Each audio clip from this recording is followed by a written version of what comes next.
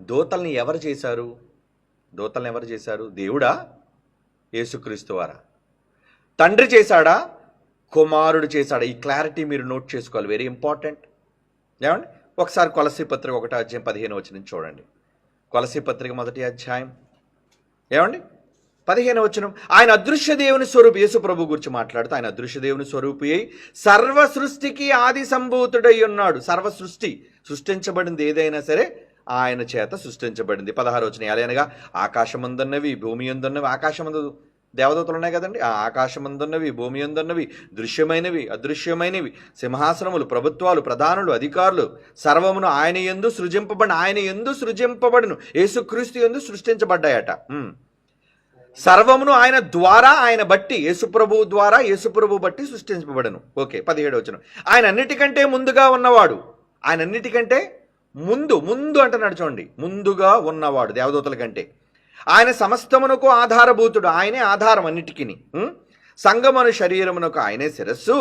ఆయన అన్నిటిలోనూ ప్రాముఖ్యత కలిగిన నిమిత్తము ఆయన ఆది అయ్యుండి. కంటిన్యూషన్ సందర్భం చదవాలి, ఇప్పుడు మిస్ అవ్వకూడదు మనం. మృతులలో నుండి లేచుటలో మొదటి వాడయ్యాడు, ఆది సంభూతుడాయను. ఆయన యందు సర్వసంపూర్ణత నివసింపవలనని ఆయన శిలువ రక్తము చేత సంధి చేసి ఆయన ద్వారా సమస్తమును, అవి భూలోకమందున్నవైనను పరలోకమందున్నవైనను వాటన్నిటినీ ఆయన ద్వారా తనతో సమాధానపరుచుకొనవలనని తండ్రి అభీష్టమాయనని చెప్తున్నాడు చూడండి. చివరికి వచ్చేసరికి మరలా ఆయన ఆది సంభూతుడైనా, ఆది సంభూతుడు అంటే కూడా మీకు వివరించాను, ప్రారంభం కలిగిన వాడు, ఆది కలిగిన వాడు.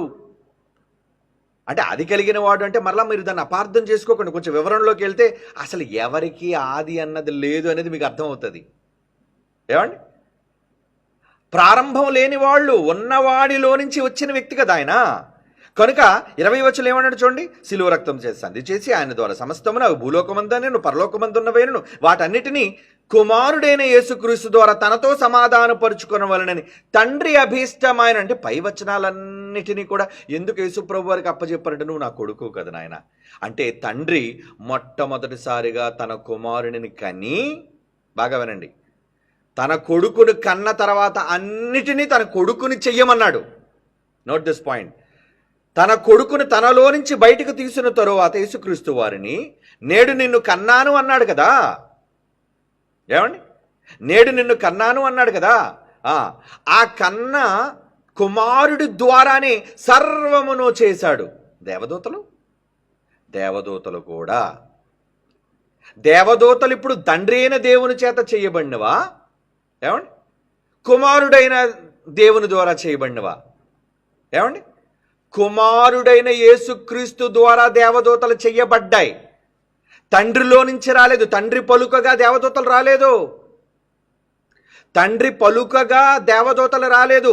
తండ్రి కుమారుని కని నువ్వు చేయనాయన అన్నాడు. అప్పుడు కుమారుడు దూతలు కలుగుగాక. ఏమండి?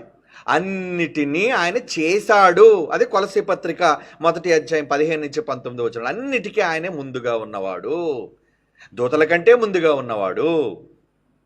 అంటే దూతలను కలుగజేసింది యేసు, కుమారుడు, తండ్రి కాడు. మరి మనల్ని యేసు చెయ్యలేదు. ఏమండి? తండ్రి అయిన దేవుడు, ఏమండి, నేలమంటితో నరుని నిర్మించి యెహోవా ఊదాడా, కుమారుడు ఊదాడా అని ఉంది చూడండి. ఆదికాండం 2:7. నేలమంటితో నరుని నిర్మించి. అంతగా సందర్భం ఎవరని రాయబడింది? మొదటి మాట ఆదికాండం 2వ అధ్యాయం 7వ వచనం. దేవుడైన ఎవరు? యెహోవా. ఎవరు? తండ్రి. దేవుడైన యెహోవా నేలమంటితో నరుని నిర్మించి, ఈ నరుని నిర్మించటంలో మిగతా ఇద్దరు సహకరిస్తే, ఏమండి, ఎందుకంటే మన పోలిక చొప్పున నరులను చేయదమన్నాడు కదా. పిలిస్తే కానీ అతనిలోనికి ఊదినది ఎవరు? రండి మన పోలిక చొప్పున నరులను ఊద్దామన్నాడా? లేదే. దేవుడైన యెహోవా నేలమంటితో నరుని నిర్మించి వాని నాసికారంధ్రముల్లో జీవవాయువును ఆయన ఊదాడు, వారు కాదు.